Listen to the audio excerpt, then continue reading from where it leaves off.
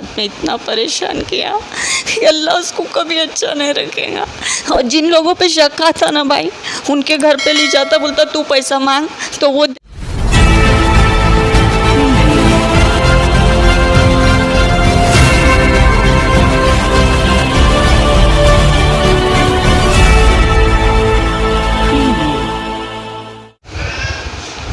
IBN news 24/7 में आपका स्वागत है दोस्तों। मैं हूं सलमान शेख। आज हम लोग आए हैं शिवाजी नगर और तिलक नगर के बीच में।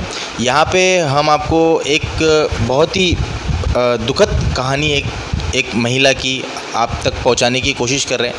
और हो सके तो दोस्तों मैं आप सभी लोगों से गुजारिश करूँगा कि इस स्टोरी को, इस कहानी को पूरी देखिए, पूरी तरीके से समझिए और उसके बाद ही इसको लाइक, शेयर या इसको आगे तक पहुँचाने की कोशिश करना इस वीडियो को, ताकि ऐसा किसी की बहन, माँ, बेटी के साथ में ना हो। जानेंगे सुमैया कुरैशी जी से कि पूरी कहानी क्या है और क्यों जो है वो 13 NC और 2 FIR जो है उनके हस्बैंड के नाम पे उन्होंने खुद जो है वो दर्ज की है।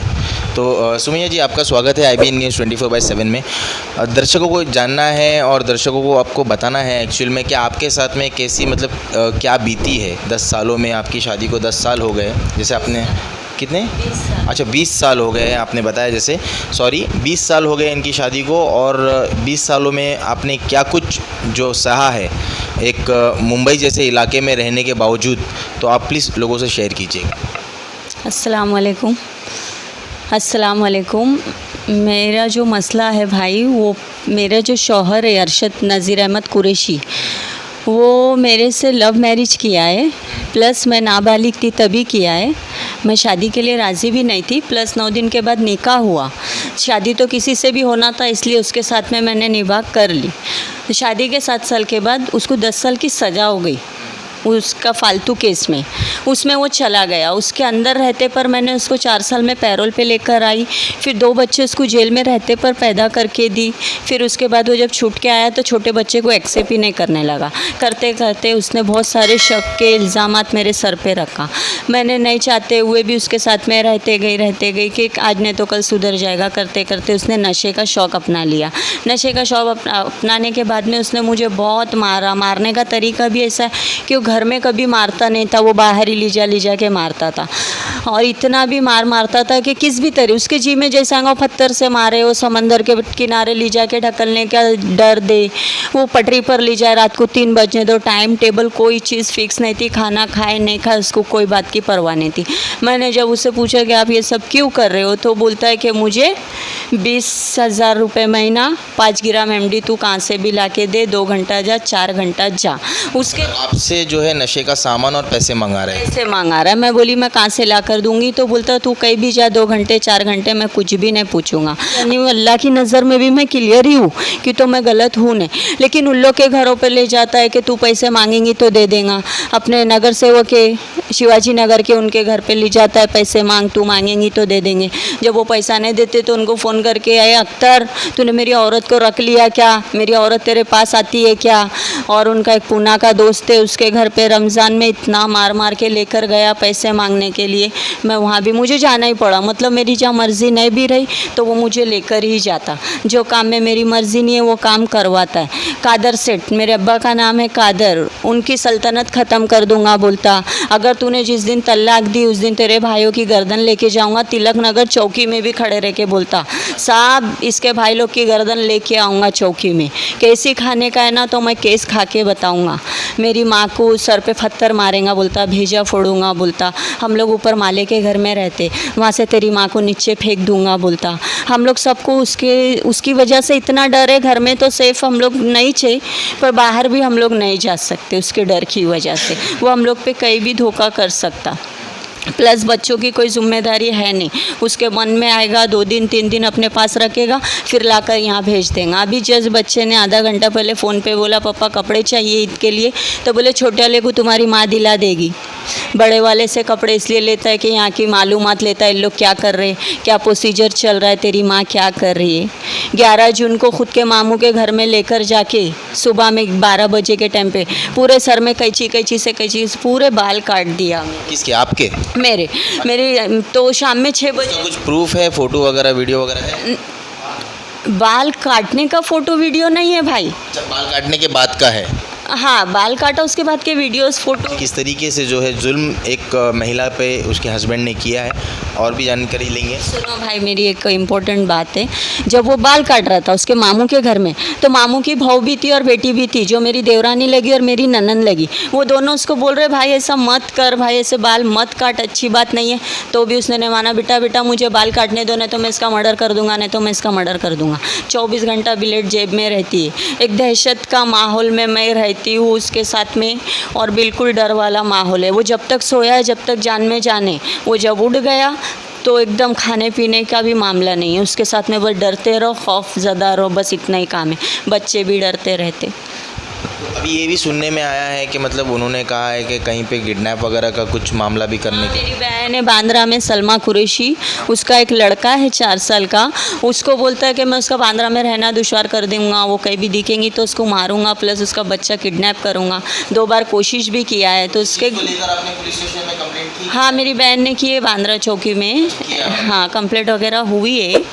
पर वो ऐसा कर भी सकता है ना भाई, इसलिए मैं आपको बता रही हूँ।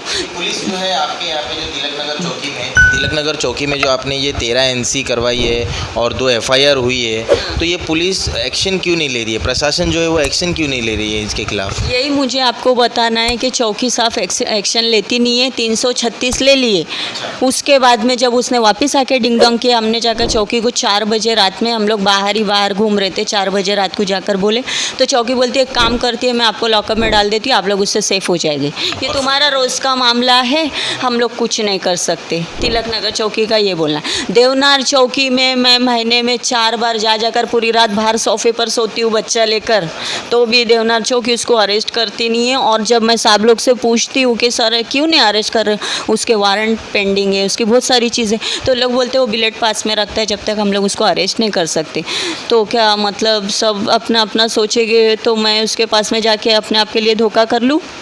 और आपके लोगों से ये भी पता चला हमें कि वो कभी मतलब बीच में कभी अरेस्ट भी हुए थे, लेकिन क्वारंटाइन सेंटर में अभी ये कोरोना पीरियड में भाग गए, ऐसा सुनने में आया पुलिस कस्टडी से। 336 का कलम लिए उस पर, 4 दिन PC में रहा। और उसके बाद में जब वो उसके जामीन करवाए, शायद आयो नहीं कराया, किसने कराया मुझे पता नहीं है, लेकिन उसकी जामीन कौन कराया मुझे अभी तक के भी कंफर्म नहीं है। उसकी जामीन करवा के उसको क्वारंटाइन किए, उसकी रिपोर्ट पॉजिटिव आई थी।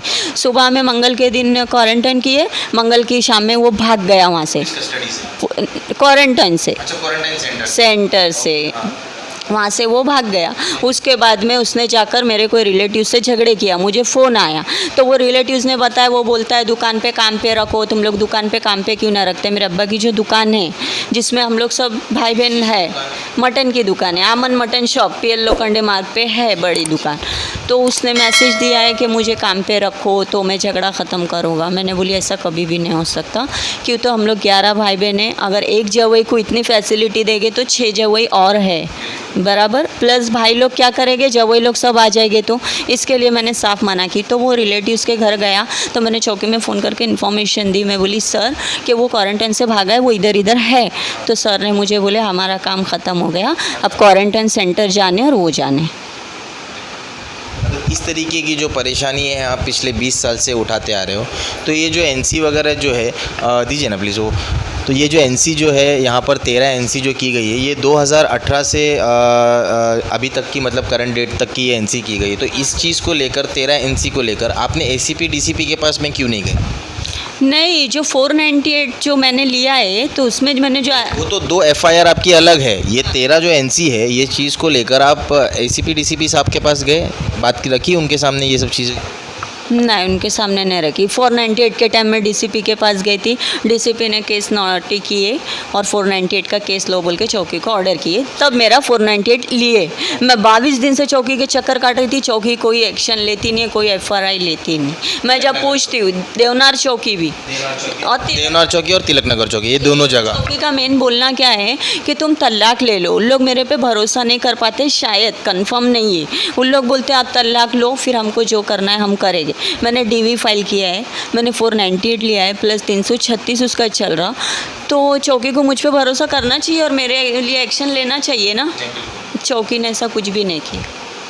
तो ये अभी जो 2 FIR है इस पे कार्रवाई कहाँ तक पहुँची है? 336 में अरेस्ट किए, बेल पे छोड़ दिए बस। 498 में कोई अरेस्टिंग नहीं है, कुछ भी नहीं है। तो कहीं महिला मंडल में आपने इस चीज़ की अपील की है? नहीं सर, महिला मंडल में भी अपील नहीं किया।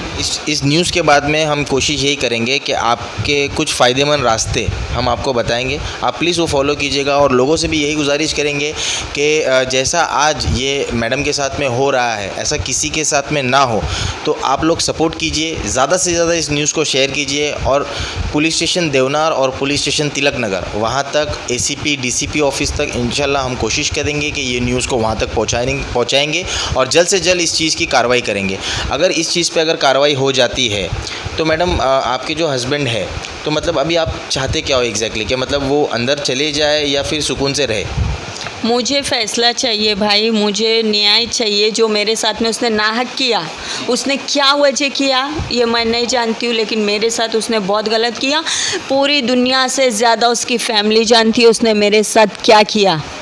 मेरे ससुरे, मेरी सास, मेरे देवर, मेरी नंदे, मेरे को इनसे कोई शिकवा गिला नहीं है। इन लोग ने मुझे जब तक कि उनके अंडर में थी बहुत सपोर्ट किए।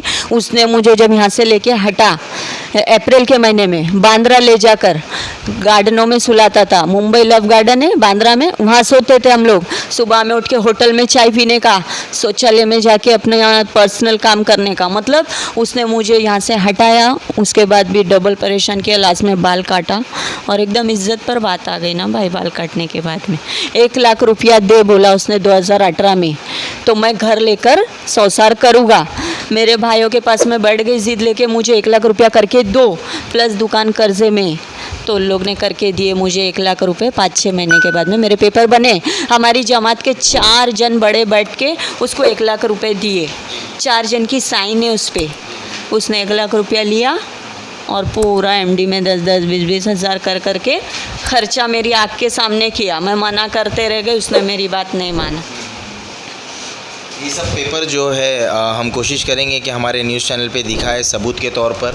लोगों तक ये जानकारी बिल्कुल जानी चाहिए कि इतना सब होने के बावजूद में भी आपने जो है 1 लाख रुपये अपनी फैमिली मेम्बर से जो है उनको लेकर दिया, फिर भी वो सुधरने का नाम नहीं ले रहे, ऐसे आप बोल रहे हो? हाँ, बिल्कुल सुधरने की बात नहीं है भाई। अगर उसको कमाई चाहिए थी मेरे से, मैंने ये भी बोली मैं किसी के कपड़े बर्तन धोती हूँ, मैं कहीं खाना बना के आती हूँ, मैं ऑफिस में जॉब करती हूँ, तो कोशिश की हूँ, वो नहीं माना। और मैंने इसलिए कोशिश की भाई, जब वो 10 साल की सज़ा हुई उसको, मेरी उम्र 20 साल की थी, मेरा पहला बच्चा 3रा महीना पेट में प्रेग्नेंट थी मैं उसको उस वक्त में छोड़ सकती थी। मैंने इसलिए नहीं छोड़ी कि मुझे कोई दूसरा दरवाज़ा ना देखना पड़े। मर तो नहीं गया, आने ही वाला है। मैंने उसका रास्ता देखी हूँ, कोई काम नहीं करी, किसी से हाथ फैला के मांगी नहीं। सास ससुरों ने जो किए उनके पास रही, माँ बाप ने, भाइयों ने जो किए उनके पास रहकर अपना बच्चा मैंने 4 साल का बड़ा की। आने के बाद में उसने इतने नाटक किया मेरे साथ में, इतना परेशान किया कि अल्लाह उसको कभी अच्छा नहीं रखेगा। और जिन लोगों पे शक आता ना भाई, उनके घर पे ले जाता, बोलता तू पैसा मांग तो वो देंगे। पूना लेकर गया, वो कौन है सायन में, उसके घर पे लेके गया, मार मार के इस कदर मारा। मेरी चाची गवाह है बांद्रा में, नाक से खून, मुँह से खून। मैं इसलिए किसी से मेरी बयान करती ही नहीं हूँ। बहुत बहुत शुक्रिया मैडम आपका। हम कोशिश यही करेंगे कि बस इस न्यूज़ को है जल्द से जल्द ACP DCP और हाईकमांड तक पहुँचे और जल्द से जल्द इस चीज़ के ऊपर एक्शन हो। मुंबई जैसे इलाके में आज के वक्त में ये कहने के लिए बस 5th generation, 6th generation, 10th generation, 14th generation, ये सिर्फ लैपटॉप और मोबाइल के लिए ऐसा लग रहा है, सुनने में अच्छा लगता है। जनरेशन अभी तक चेंज नहीं हुई, जनरेशन वही आदिवासी वाली दिख रही है मुंबई शहर में भी। तो हम कोशिश यही करेंगे कि बस इस चीज़ के ऊपर जल्द से जल्द कोई फ़ैसला हो और इनका जो हक है इनको बिल्कुल मिले। कैमरामैन नासिर शेख के साथ में सलमान शेख, IBN न्यूज़ 24/7, हमेशा आपके साथ। और भी लेटेस्ट वीडियोस के लिए लाइक कीजिए, सब्सक्राइब कीजिए और बेल के आइकन को दबाना ना भूलिए।